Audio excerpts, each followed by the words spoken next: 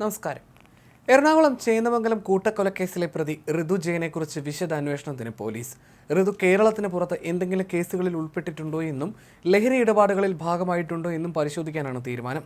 Police കസ്റ്റഡിയിൽ കിട്ടിയ ശേഷം സ്റ്റേഷനിലെത്തിച്ച് പ്രതി ശാന്ത സ്വഭാവക്കാരനായിട്ടാണ് കാണപ്പെട്ടത് എന്നാണ് പോലീസ് പറഞ്ഞത്. ചോദിക്കുന്ന ചോദ്യങ്ങൾക്ക് മാത്രമാണ് ഇയാൾ ഉത്തരം നൽകിയിരുന്നത്. പേരേപ്പാടം കാട്ടിപ്പറമ്പിൽ വേണു, ഭാര്യ ഉഷ, മകൾ വിനീഷ എന്നിവരാണ് ഋതുവിന്റെ ആക്രമണത്തിൽ കൊല്ലപ്പെട്ടത്. ഗുരുതരമായി പരിക്കേറ്റ വിനീഷയുടെ ഭർത്താവ് ജിതിൻ ബോസ് തലയ്ക്ക് ഗുരുതരമായി പരിക്കേറ്റ് എറണാകുളം ചേരാനെല്ലൂരിലുള്ള സ്വകാര്യ ആശുപത്രിയിൽ ചികിത്സയിലാണ്.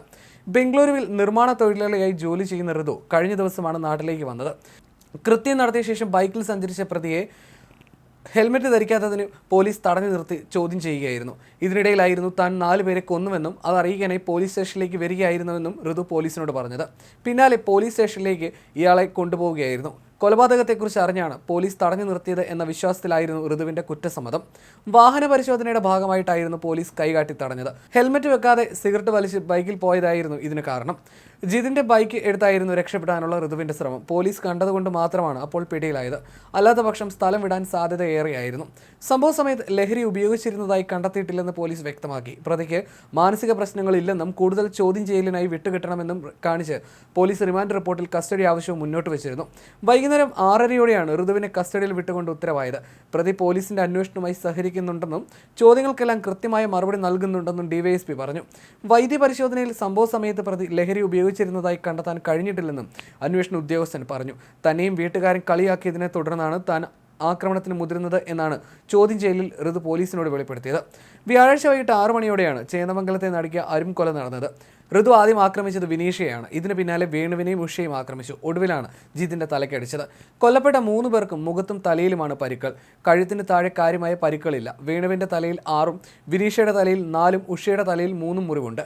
8 സെന്റിമീറ്റർ വരെ നീളത്തിലുള്ള മുറിവുകൾ ഉണ്ടെന്ന് പോലീസ് പറഞ്ഞു. ജിതിനെ ആസ്റ്റർ മെഡിസിറ്റി ആശുപത്രിയിൽ ശസ്ത്രക്രിയയ്ക്ക് വിധേയനാക്കി. കുടുംബത്തിലെ 3 പേരെ തലക്കടിച്ച് കൊലപ്പെടുത്താൻ പ്രതി ഋതു ഉപയോഗിച്ചത് ബൈക്കിലെ ഷോക്ക് അബ്സറിന്റെ സ്റ്റമ്പാണ്. ഇതുകൊണ്ട് തലക്കടിച്ച ശേഷം ജിതിന്റെ ബൈക്കുമായി പോകുന്നതിനിടെ പ്രതി നാട്ടുകാരിൽ ചിലരോട് 4 പേര് തീർത്തെന്ന് പറഞ്ഞിരുന്നു.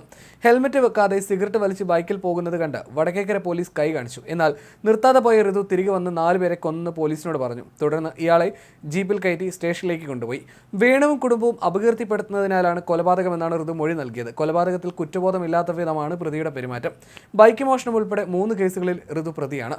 പോലീസിന്റെ ഗുണ്ടാ പട്ടികയിലുമുണ്ട്. 2015 എറണാകുളം സെൻട്രൽ സ്റ്റേഷനിൽ ബൈക്ക് മോഷണം, 2020 പറവൂർ സ്റ്റേഷനിൽ അടിപിടി, 2022 സ്ത്രീയെ പിന്തുടർന്ന് ശല്യം ചെയ്തെന്ന പരാതിയിൽ വടക്കേക്കര സ്റ്റേഷനിലുമാണ് കേസുകൾ.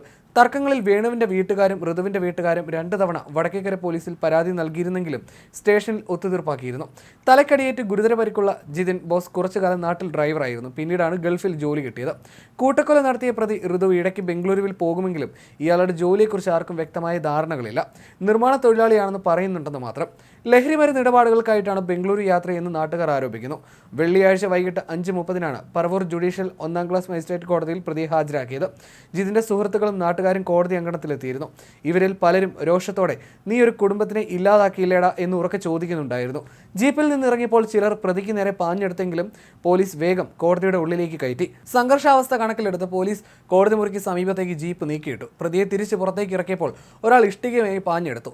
പറവൂർ ഇൻസ്പെക്ടർ ഷോജോ വർഗീസിന്റെ നേതൃത്വത്തിൽ ഋതുവിനെ ജീപ്പിലേക്ക് വേഗം കയറ്റി. പ്രതിയെ ആലുവ സബ് ജയിലിലേക്കാണ് റിമാൻഡ് ചെയ്തത്. പിന്നീട് കോടതി പോലീസ് കസ്റ്റഡിയിലും വിട്ടു.